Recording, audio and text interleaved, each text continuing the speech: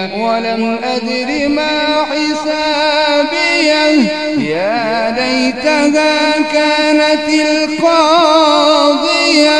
ما أغنى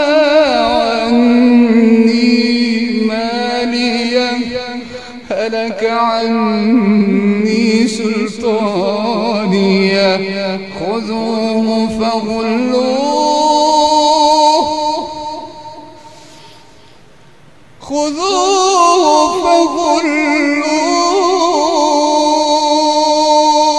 بسم الله الرحمن الرحيم الحاقة ما الحاقة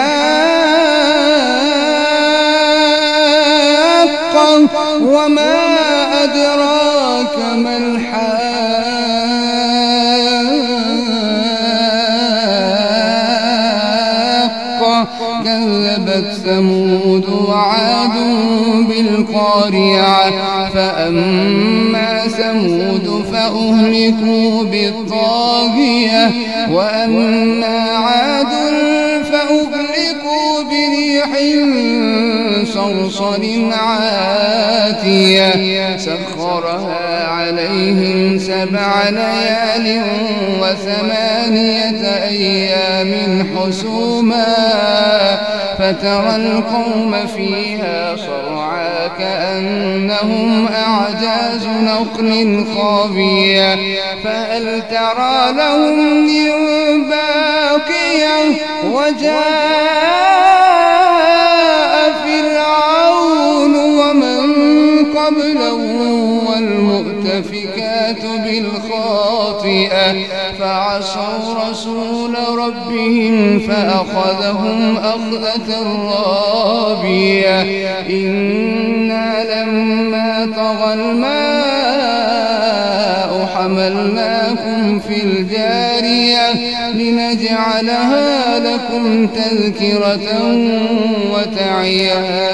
أذن واعية فإذا نفخ في الصور نفخة واحدة وحملت الأرض والجبال فدكتا دكة واحدة فيومئذ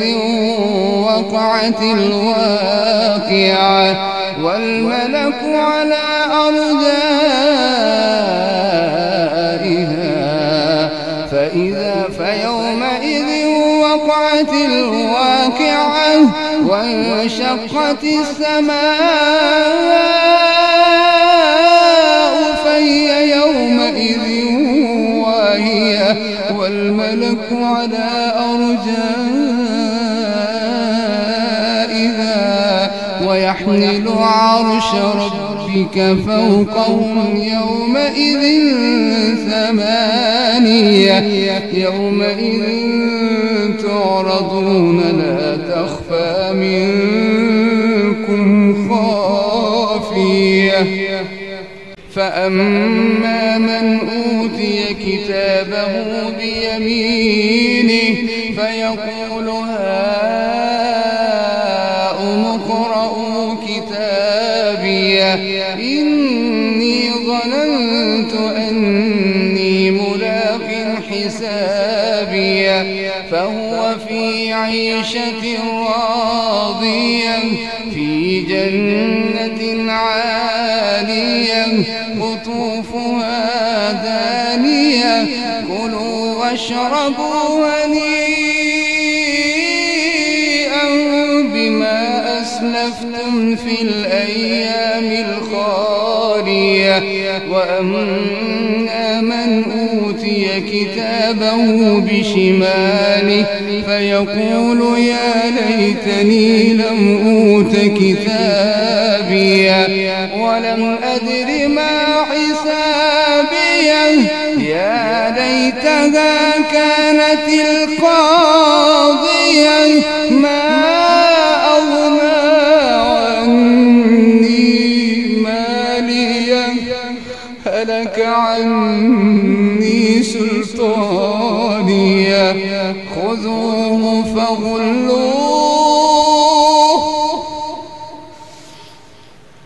خذوه فغلوه ثم الجحيم صلوه ثم في سلسلة ذرعها 70 ذراعا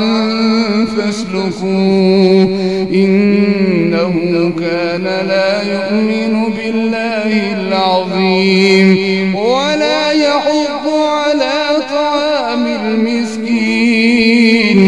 فليس له اليوم هاهنا حميم ولا طعام إلا من غسلين لا يأكله إلا الخاطئون فلا أقسم بما تبصرون وما لا تبصرون